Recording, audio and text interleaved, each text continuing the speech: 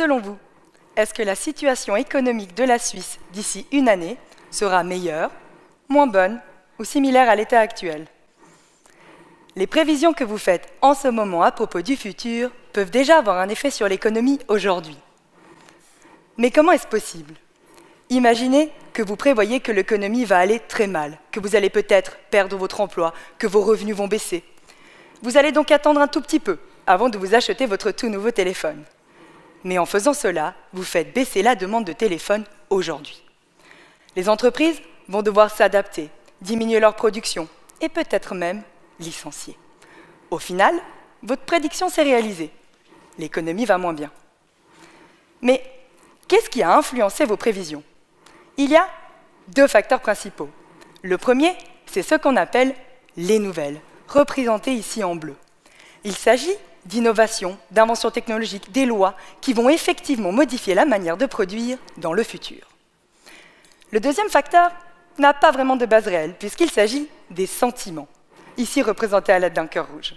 Par exemple, le fait d'être pessimiste ou optimiste vis-à-vis du futur de l'économie.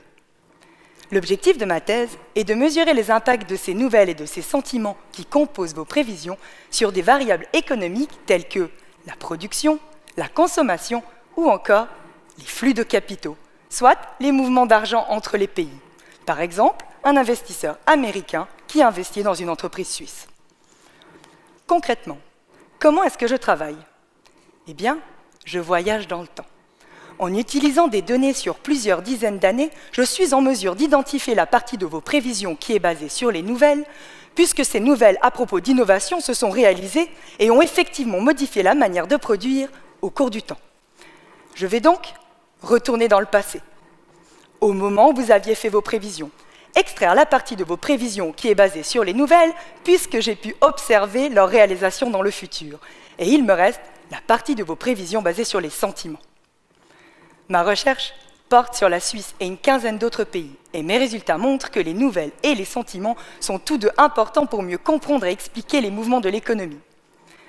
Les nouvelles prennent plus de temps pour impacter l'économie, mais leurs effets durent très longtemps, alors que l'effet des sentiments est quasiment immédiat, mais disparaît rapidement. Plus surprenant encore est que les sentiments sont même importants pour expliquer les flux de capitaux, alors que l'on pourrait penser que les investisseurs prennent leurs décisions uniquement basées sur les nouvelles. Au final, ma recherche montre que si l'on veut mieux comprendre les fluctuations économiques, il faut bien sûr tenir compte des innovations à venir, mais il ne faut surtout pas ignorer le pessimisme, l'optimisme, c'est-à-dire vos sentiments.